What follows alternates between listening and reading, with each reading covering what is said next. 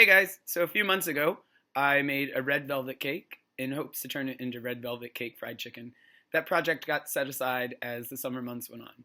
So here is the follow-up to that.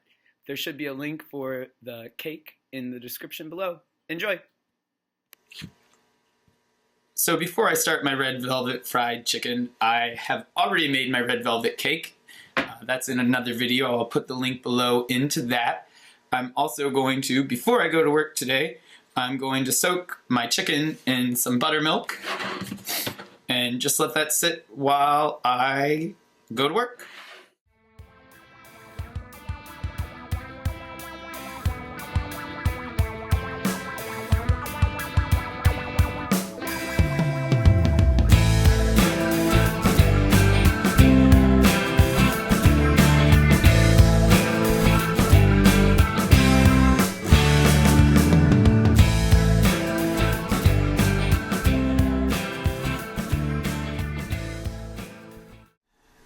And I just wanted to put enough buttermilk in there to coat the chicken.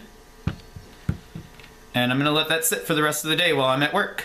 See you guys in a few hours. So I just got home from work and I'm all set up to fry my chicken. In the back you'll see the pink bowl that I soaked the chicken and buttermilk in. I've got a nice station set up and ready to rock and roll. In the first pan I have about a half cup of flour. In the second pan I have beaten eggs and a little bit of the buttermilk that I had dumped out of the chicken. I can't use the eggs in the milk afterwards because it's been soaking in raw chicken, so why not reuse? And then in the third pan, I've got crumbled red velvet cake. I'm going to grab a piece of chicken with my wet hand, put it in the flour mixture, make sure that gets nice and coated.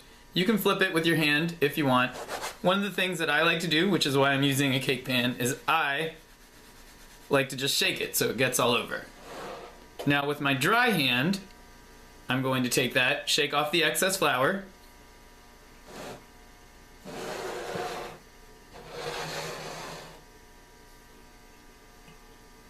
and put it in the egg mixture. Again, I'm just shaking it up. I can pick it up by hand if I want to with my wet hand. Now, with my wet hand, I'm going to pick this up, slide this out of the way, watch the egg drippies, and put it in there. With my left hand, I'm going to shake it like I did before, get a nice coating on there, break those up a little more. Now with my dry hand, I'm going to pick that up and put it over here. And now I'm just going to continue this process until it's all ready to go.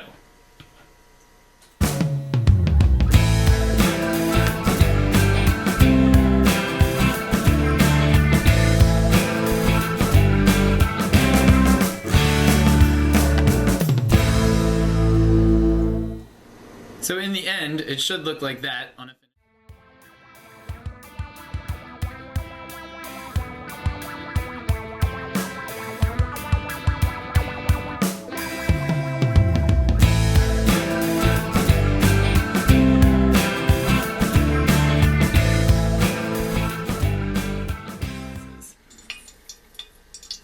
So I'm just gonna lay each piece of chicken down in, crank up my heat just a little more. So I'm just gonna make sure that there's enough room in there. Let those sit until they cook.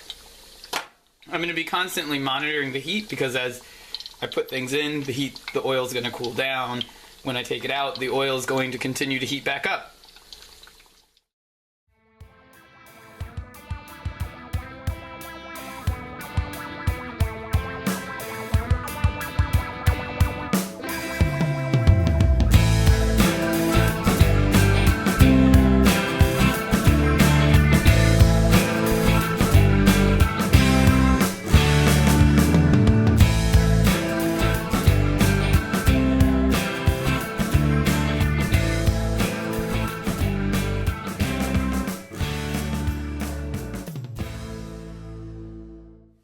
Now that the chicken's been fried, I'm going to go ahead and put this in a 350-degree oven for about 15 minutes. You can fry it all the way until it's done in the pan if you want. I personally don't care for that. It's been about 15 minutes and my chicken's come out of the oven.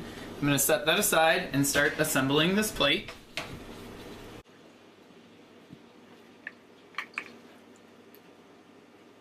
I've made a buttermilk mashed potatoes,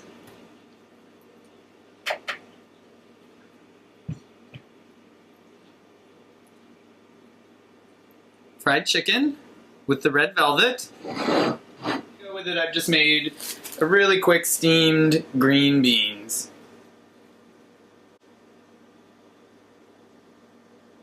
You can most certainly serve this with ranch dressing if you'd like. I personally will probably have some on the side with my chicken as well. Hope you guys enjoyed. Talk to you next week. Bye.